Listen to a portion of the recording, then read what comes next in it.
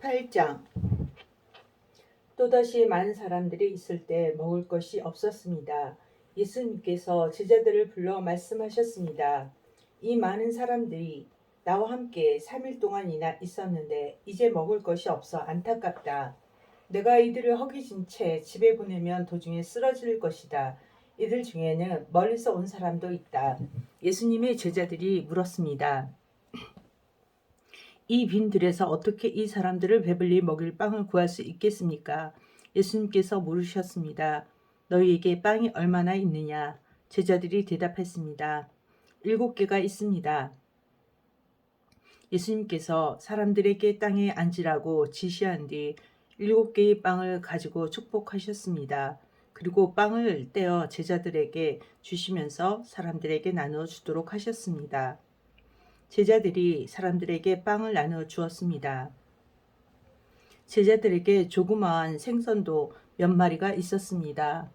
예수님께서 축복하신 후 마찬가지로 나누어 주라고 하셨습니다. 모든 사람들이 배불리 먹었습니다. 그리고 먹고 남은 빵 조각을 7개의 커다란 강줄에 모았습니다. 그곳에는 약 4,000명 정도의 사람들이 있었습니다.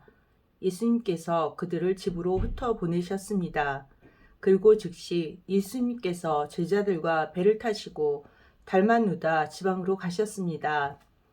바리새파 사람들이 예수님께 와서 시비를 걸기 시작하였습니다.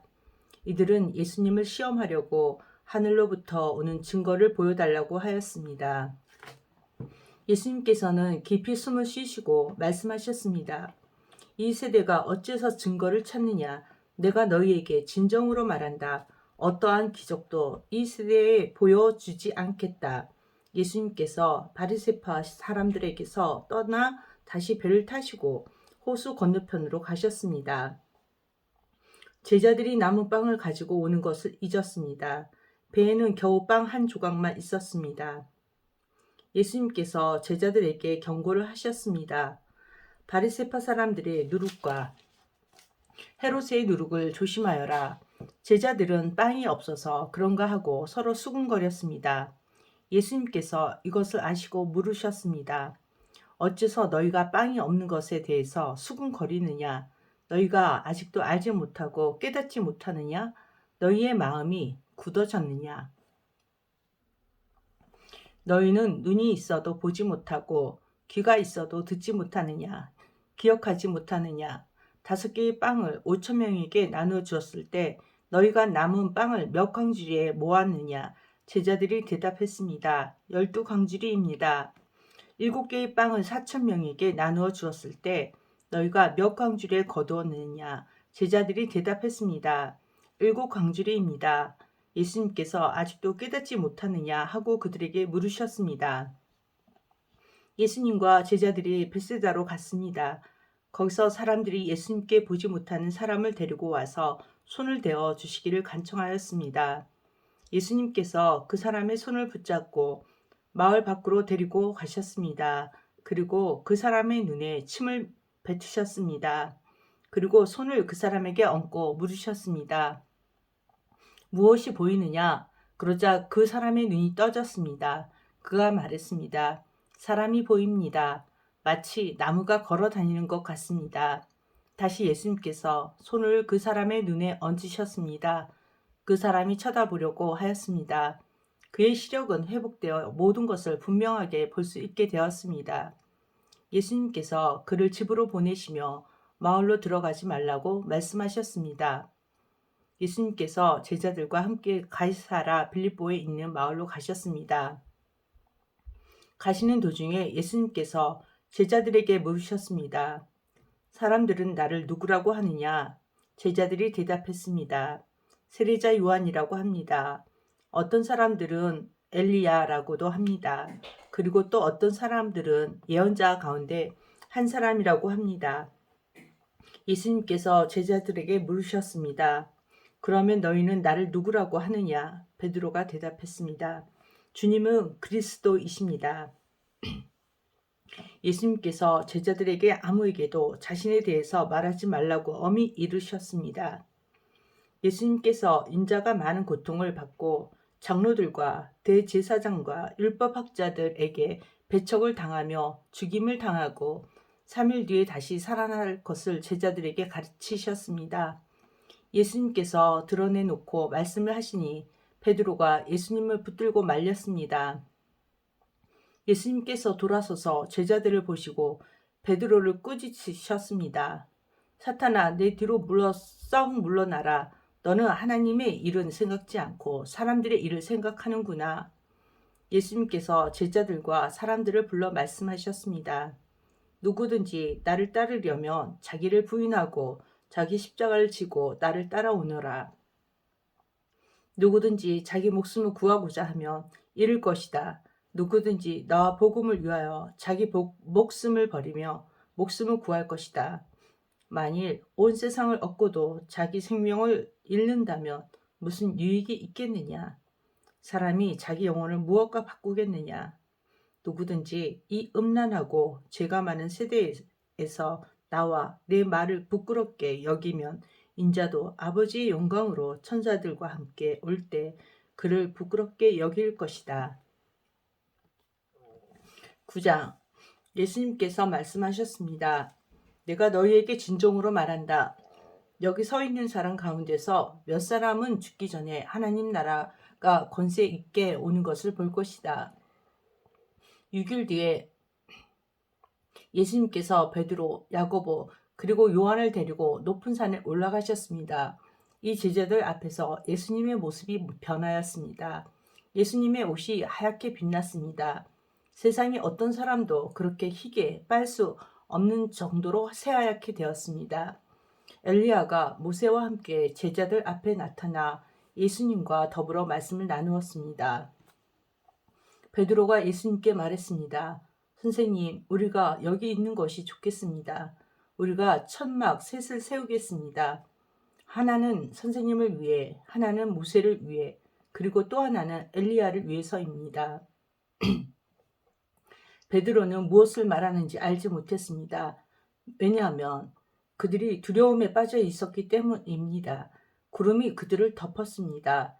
그리고 그 구름 가운데서 목소리가 들렸습니다. 이 사람은 내가 사랑하는 아들이다. 그의 말을 들어라. 그 즉시 제자들이 주위를 둘러보았습니다. 그러나 예수님 외에는 아무도 볼 수 없었습니다. 예수님께서 제자들과 함께 산 아래로 내려오시면서 인자가 죽은 자 가운데서 다시 살아나기 전까지는 그들이 본 것을 아무에게도 말하지 말라고 명령하셨습니다. 제자들은 아무에게도 말하지 않았습니다. 그러나 제자들은 죽은 자 가운데서 다시 살아난다는 것이 무슨 뜻인가 서로에게 물었습니다. 제자들이 예수님께 물었습니다. 어째서 율법학자들은 엘리야가 먼저 와야 한다고 말을 합니까? 예수님께서 대답하셨습니다. 엘리야가 먼저 와서 모든 것을 회복시킨다. 그런데 인자가 많은 고통을 받고 멸시를 받는 것이라고 기록된 것은 어찌 된 것이냐? 내가 너희에게 말한다. 엘리야는 이미 왔다. 그런데 성경에 그를 두고 쓰여진 것처럼 사람들이 그를 자기들 마음대로 괴했다. 예수님과 세 제자들이 나머지 다른 제자들에게 돌아왔을 때 이들은 많은 사람들에게 둘러싸여 몇몇 율법학자들과 논쟁을 벌이고 있었습니다. 모여있던 모든 사람들이 예수님을 보자 놀라워하며 예수님께 인사하러 달려왔습니다. 예수님께서 물으셨습니다. 율법학자들과 무엇 때문에 논쟁하고 있었느냐? 무리 중에 한 사람이 대답했습니다.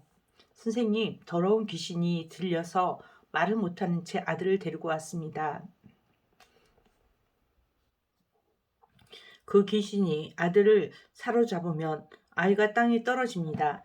그러면 입에 거품을 물고 이를 갈면서 몸이 뻣뻣해집니다.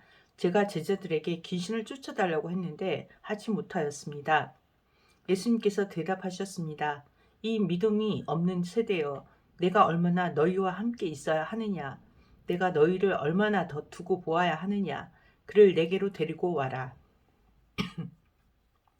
제자들이 소년을 예수님께 데리고 왔습니다. 악한 귀신이 예수님을 보자 마자 소년에게 경련을 일으켰습니다. 소녀는 넘어져서 입에 거품을 물며 땅에 나뒹굴었습니다. 예수님께서 그 소년의 아버지에게 물으셨습니다. 이렇게 된 지가 얼마나 되었느냐? 어려서부터입니다. 귀신이 자주 아이를 죽이려고 불속이나 물속에 내던지기도 하였습니다. 할 수만 있다면 불쌍히 여기시고 도와주십시오. 예수님께서 그에게 말씀하셨습니다. 할 수만 있다면 이 무슨 말이냐? 믿는 사람에게는 모든 것이 가능하다. 소년의 아버지가 즉시 소리쳤습니다. 제가 믿습니다. 제 믿음 없는 것을 도와주십시오. 예수님께서 많은 사람들이 달려와 모여드는 것을 보시고 더러운 귀신을 꾸짖으셨습니다. 이 듣지 못하고 말 못하게 하는 귀신아, 내가 너에게 명령한다. 소년에게서 나와 다시는 들어가지 마라. 더러운 귀신은 소리를 지르고 소년에게 격려를 일으키게 하고 나갔습니다. 소년은 마치 시체처럼 되었습니다. 그래서 사람들이 죽었다라고 말했습니다. 그러나 예수님께서 손을 잡고 일으키자 소년이 일어났습니다. 예수님께서 집으로 돌아가셨을 때 제자들이 조용히 여쭈었습니다. 어째서 우리는 내쫓지 못했습니까? 예수님께서는 이런 종류의 귀신은 오직 기도로만 쫓아낼 수 있다고 대답하셨습니다. 예수님과 제자들이 그곳을 떠나 갈릴리를 지나가셨습니다. 예수님께서는 이것을 알리기를 꺼려 하셨습니다. 예수님께서 제자들을 가르치셨습니다. 인자가 사람들의 손에 넘겨질 것이고 그들은 인자를 죽일 것이다. 그러나 죽은 지 3일 뒤에야 다시 살아날 것이다. 그러나 제자들은 이 말씀을 이해하지 못했습니다. 그리고 예수님께 묻기를 두려워했습니다. 예수님과 제자들이 가버나움으로 갔습니다. 예수님께서 집에 계실 때 제자들에게 물으셨습니다. 너희가 오는 길에 무엇을 두고 논쟁을 벌였느냐? 제자들은 잠잠했습니다. 왜냐하면 그들이 자기들 중에서 누가 가장 높은가를 두고 길에서 다투었기 때문입니다. 예수님께서는 앉으셔서 12제자를 부르셨습니다. 그리고 말씀하셨습니다. 누구든지 첫째가 되려면 다른 모든 사람보다 나중이 되어야 하고 모든 사람의 종이 되어야 한다. 그리고 한 어린아이를 데려와 제자들 가운데 세우셨습니다. 그 아이를 팔에 안으시고 말씀하셨습니다. 누구든지 내 이름으로 이런 어린이 하나를 받아들이면 나를 받아들이는 것이다. 또 누구든지 나를 받아들이는 사람은 나를 받아들인 것이 아니라 나를 보내신 분을 받아들인 것이다. 요한이 예수님께 말했습니다. 선생님의 이름으로 귀신을 내쫓는 사람을 보고 하지 못하게 하였습니다. 그것은 그 사람이 우리를 따르지 않은 사람이기 때문입니다. 예수님께서 말씀하셨습니다. 그를 막지 마라. 내 이름으로 기적을 행하고 곧 바로 나에 대해서 나쁜 말을 한 사람은 없다. 우리에게 반대하지 않는 사람은 우리 편이다. 내가 너희에게 진정으로 말한다. 누구든지 너희가 그리스도의 사람이기 때문에 마실 물 한 잔을 건네주는 사람은 결코 상을 잃지 않을 것이다. 또 나를 믿는 어린아이들 가운데 하나를 죄짓게 하는 사람은 차라리 커다란 연자맷돌을 목에 걸고 바다에 빠지는 것이 더 낫다. 만일 내 손이 죄짓게 한다면 그것을 잘라버려라. 두 손을 가지고 지옥에 꺼지지 않는 불 속으로 던져지는 것보다 장애인으로 영원한 생명을 누리는 곳에 들어가는 것이 훨씬 낫다. 만일 내 발이 죄짓게 한다면 그것을 잘라버려라. 두 발을 가지고 지옥에 던져지는 것보다 저는 발로 하늘나라에 들어가는 것이 더 낫다. 만일 내 눈이 죄짓게 한다면 그것을 뽑아버려라. 두 눈을 가지고 지옥에 던져지는 것보다 한 눈만 가지고 하나님 나라에 들어가는 것이 더 낫다. 지옥에서는 벌레도 죽지 않으며 불이 꺼지지도 않는다. 모든 사람이 소금 절이듯 불로 절여질 것이다. 소금은 좋은 것이다. 그러나 만일 소금이 짠맛을 잃으며 무엇으로 다시 짜게 하겠느냐? 서로가 소금을 지니고 화목하게 지내라. 아멘.